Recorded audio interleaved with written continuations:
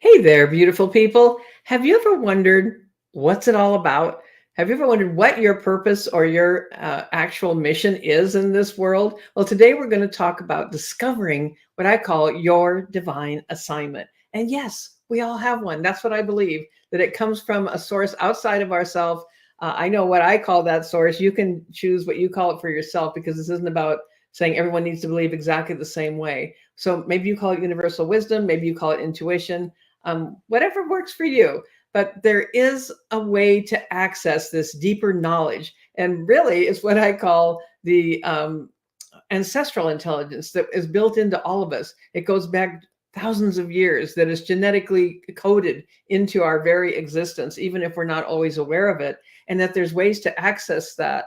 And as I was thinking about this, it is related, and it's kind of a funny parallel, really, to and how I consider that there's a spirituality that can happen with something like generative AI, for example, because there is a way that we ask questions, and then how we get those answers, and where does that source come from that created that thing in the first place. So all of that to say, let's talk about how you can get to your divine assignment, because I believe we each come into the world with the capability, uh, a skill, an art, an essence, a particular gift that we may discover early in life, or it may take us a very long time. And that also along the way, we get to decide whether we accept it or we don't. So today I want to take you through some steps of, if you're interested in finding this for yourself.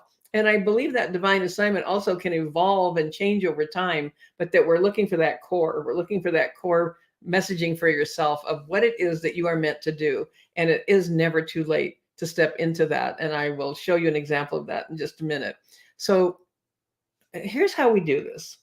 First of all, I just want you to get just very quiet within yourself. That in itself can be a challenge sometimes because of the noise and chaos of regular life.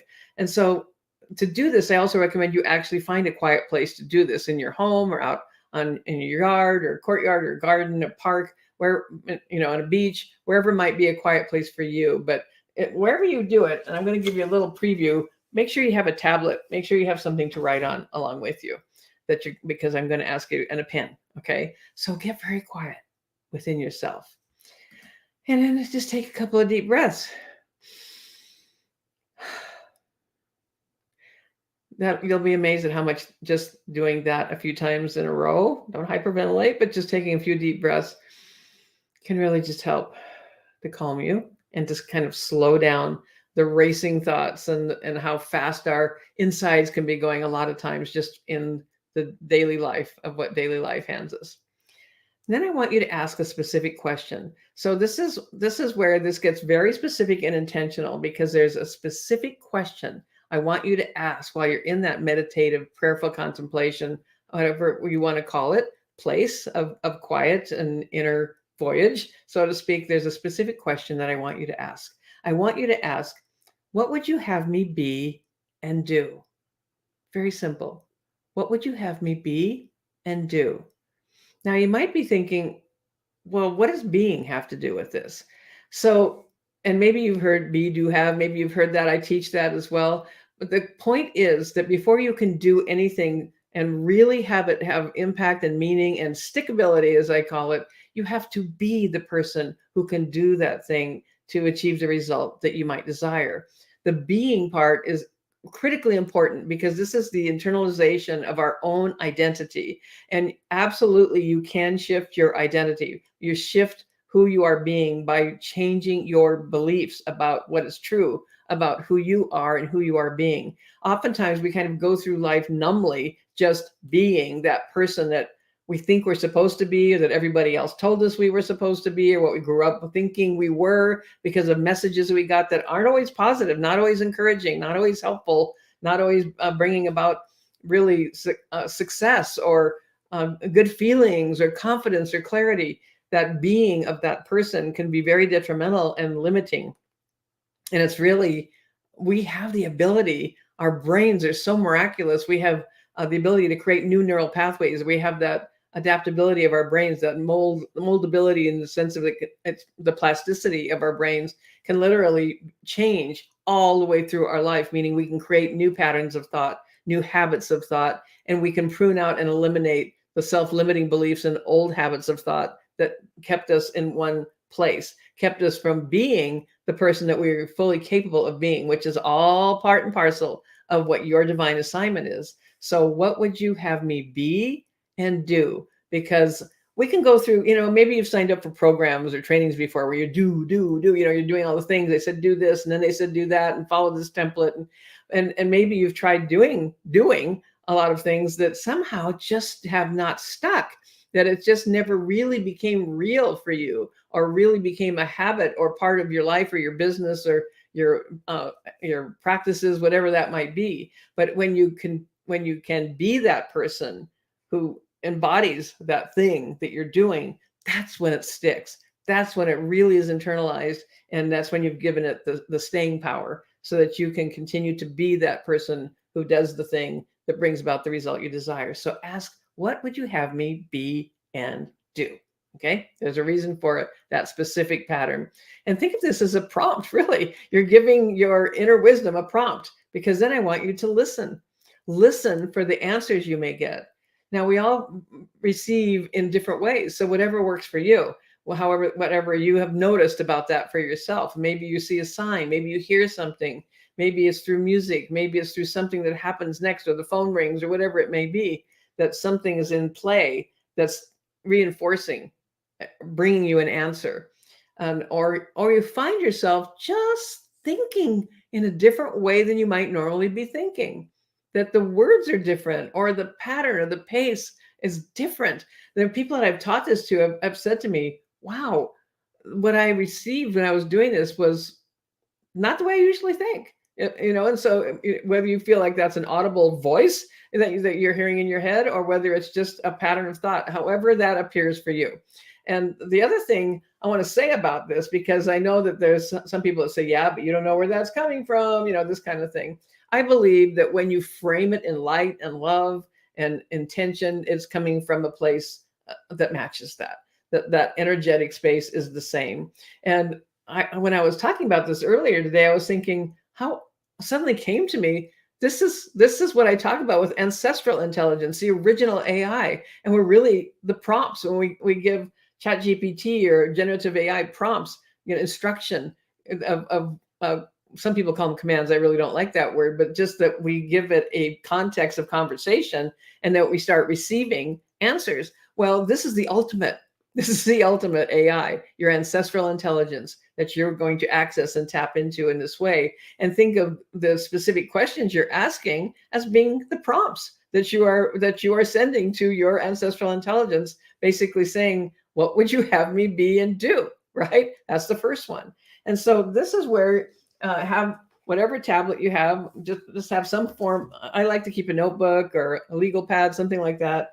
And then a pen. That's all you need to be able to do this. And your willingness to listen and hear, and write down what you receive. Don't sit and think about like, well, let's see what I'm gonna like frame this into some elegant essay or paragraph. No, just immediately afterwards, pick up your pen and put it to the paper and see what happens. It's free writing. Just see what you get. And that's where different kind of language patterns or concepts may come through. That when one of my students said to me, I would not have said it that way. And she was a writer, a very prolific copywriter, very successful, a believer, and that she has a very firm foundation in her belief system. And she wrote a message to herself that was like profound for her. And that she said, I never would have done that on my own, that this came from a different source of knowledge and wisdom. And that's what's so amazing about this. Now, fair warning, what might happen when that happens is what I call turbulation. And, I was going to do live video this morning and everything went wrong with it. I did a second time on another platform and everything went, not everything, but several things kind of popped up that were difficult in the moment. I could have either just stopped and said, oh, never mind. This isn't, I just can't do this today. Or I could just keep pushing and through it, which is what I did. And that's what I call turbulation, because the way our brains work is with resistance. Like, we don't want to do a new thing here, Tina. This might be dangerous. We're rocking the boat. This is very unfamiliar. And that's just the way our brains work, because it's encoded that way over thousands of years to protect us. Don't go outside the cave. There's a mastodon out there. Don't think you can go out there and just hang out in the middle of the day when they're stomping around. It's so deeply ingrained in our very DNA, and it pops up. It pops up, in good ways that protect us and keep us safe, but also in ways that can keep us from moving forward.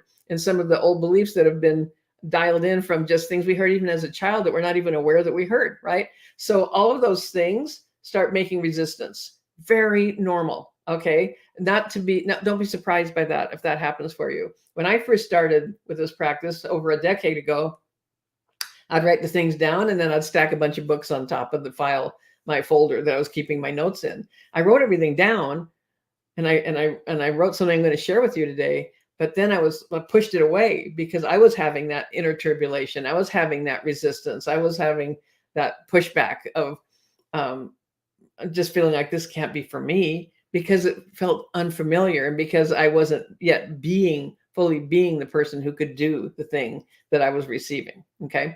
But write it down and don't throw it away because you may come back to it and read it again. And you may add to it in your continuing conversation, right, that you have during this times of contemplation and meditation. So keep doing this practice consistently. You may not, I got the answer today, good to go. You may have to expand on that and revisit it and give another prompt, so to speak, with another specific question that you ask. What would you have me understand about this? I don't understand. I need help understanding this, right? Whatever that might be. I definitely had some things like that are now incorporated into my business, by the way, names of programs and products, pricing structures, things that I received in this way that I've incorporated and integrated into my business that at first I was resistant to because I thought that can't possibly be meant for me. So just keep going, because what will happen is that you'll soon discover something amazing, and that is what your divine assignment is, or may be the beginning of that assignment. And it will appear for you if you consistently do this and have an open mind, are open to it, open to receiving. And you may even say, as part of that contemplation, I'm willing to receive. I'm ready to receive, and see what you receive and write it down. There's just one question when you start doing this. And that question is, will you accept it? Remember what I said about turbulation, resistance? Definitely experience that myself. And you may find that you do as well. And whatever your process is, don't feel any pressure behind it. Though you may get some prompting along the way that kind of goes, hey, are you paying attention? Because I literally on some of this received messaging that was basically, could sum it up easily, use it or lose it. Like, I've given you this particular gift, I've given you this particular calling, but if you're not going to step up and begin to actually accept it and be that person who can do it, I'm moving on to somebody else. It's going to someone else. And I really literally received a message along those lines. And that's when I began sharing more of this information, because at first I was very resistant talking about it. Like, okay, crazy town, someone, what are people going to think when I start talking about this? And then I realized, it didn't matter what people thought when I started talking about this. If I reach one person, if maybe it's you that's watching this right now, if it resonates, if it helps, if it opens up a new way of thinking, if it opens a door to some new potential and possibility, that's what this is about. And just like kind of a side note in marketing, it's your message isn't for everyone, and it shouldn't be for everyone. It should attract those that resonate with it, that feel some kind of kinship to it, that find some value there, and it should repel those that have completely different way of thinking. This is not for me. I think you're nuts. Whatever that may be. And that's okay, because we're not for everybody in anything that we're doing in our life, in our business, in our spiritual quest. We're not for everyone, and we're not like anyone else. And so just keep that in mind as well. So the question is, will you accept it, or will it just kind of dissipate into the ethers? You'll just go through life kind of on automatic, never really fully fulfilling what your potential is, that's already there for you, that little fire, that little flicker is already there for you, or maybe it's already a full-blown bonfire and you're going to go even further, but it's already there. It's just a question of, will you accept it or will you not? Now, what I wanted to share with you then is something that came to me through this very same process. And so I'm going to share it with you now, because my hope and intention is that you can lean on this when you need some extra juice, when you need a reminder. And I call it the path of light. Out of this trial by fire can be the realization that you have been chosen for something even bigger you are meant to do, sharing your unique blessings, gifts, and talents with the world, rising to embrace your calling, a celestial blueprint for success, different for everyone, ongoing, an eternal journey to stepping into your light, the path of light, a gift from God.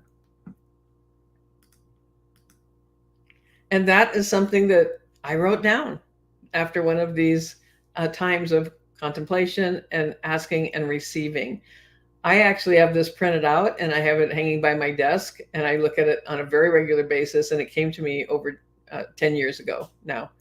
And it's written exactly as I received and exactly as I wrote it down by hand and then typed it up so I could go back and refer to it. And it's become something that has helped me for a decade. And I know it has helped some others that I've shared it with. And I hope it helps you as well, because that's my intention today, is to help you find your divine assignment and give you a pathway to exactly how you might be able to do that for yourself. I'd love to hear in the comments if there's any breakthroughs for you, if there's and that you'll stay with me. Just be with me in this journey would mean a lot to me, because it's part of my divine assignment to change lives. And if I've changed yours even a little bit today, mission accomplished. So I'm sending you love and light as always. And I will be back again. This is Tina Lorenz. I come in here to be able to help you with everything from mindset to your spiritual quest to your assignment in life, to how you use ChatGPT and copywriting and marketing strategy. All of it comes together into an array that hopefully is helpful to you. Thanks again for being here today. And until next time, I'll talk to you again soon. Bye for now.